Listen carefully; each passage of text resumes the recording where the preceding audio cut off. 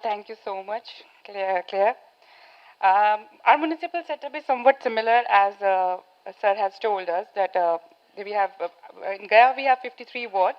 We have three zones divided into three zones, and every zone I think it has a specific context to the economic setup or a social setup. As from my perspective, I've seen that we have 1,099 SHGs already active under National Urban Livelihood Mission, and I've seen lives getting transformed and women really getting benefit from that. So for Satyat Jivika Uparjan Yojana, I will be sharing my thought that we should not be focusing on one-time market assessment, as I've read in your context, that we should be building an ecosystem approach. The value creation, as Sir has told, that value creation has a lot of importance.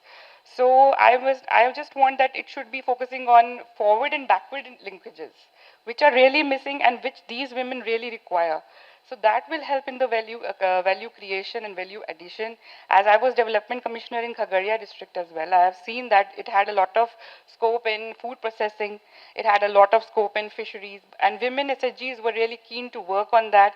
But somehow we were missing on the facts of marketing and providing the raw materials to them.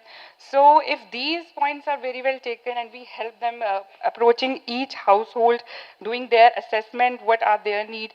And one more thing of these, the Jivika Didi I have seen, and if we are transforming into urban areas, we should be focusing on the each household, assessing their needs, and women are more comfortable in their own space, which they really want to do. Be focusing on that. What we want them to do is not going to be a good approach in that. Like some women are very comfortable in some sectors in our Manpur area of Gaya. The textile sector is really important for them. They manufacture on handloom and handlooms. They manufacture cotton cloths, cotton handkerchiefs, and some things regarding to that. In some areas of Gaya, I've seen that women are very comfortable in food processing, like pickle making, like and they are doing very good branding by themselves in the local area. They are selling them in local markets. But if we provide some kind of a sustainable support to them, then it will go a long way in that. So these are the specific areas where we can touch according to the zones, according to the perspective of people, their demands, what do they really want, what help they do want from us. Because government has plethora of schemes, whether it be economic security, social security, and I have seen them doing very good work for when there was a very big resistance for COVID vaccination. So for when we will combine all these aspects, so we can help to reduce the out-of-pocket expenditure of these families, because here we are focusing on poor families. So these multiple things will help to their holistic development, I guess.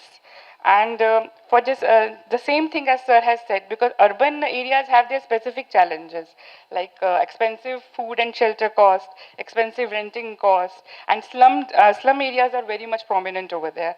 So I also feel that slum dwellers will be when I talk to them or when I see a lot of manpower working in our waste segregation facility, we have a very big plan for that.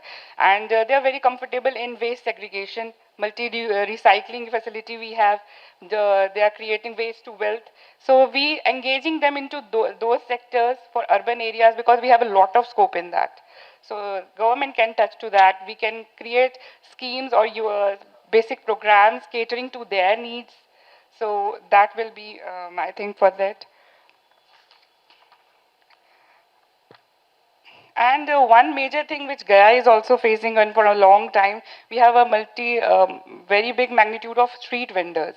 So if Satajivika Parjan Yojana is going to work in Gaya, we have to channelize a very good program for them, that how we can provide them a very good space, a good sustainable solution, providing a space and providing good market access, providing and removing all the hurdles which have the related to land, related to a space for vending zone, whatever the situation may be, because they are also vocal. They have a right-based approach that we need some kind of a facility from government, but then we have different kind of hurdles from the law point of view and for the market point of view.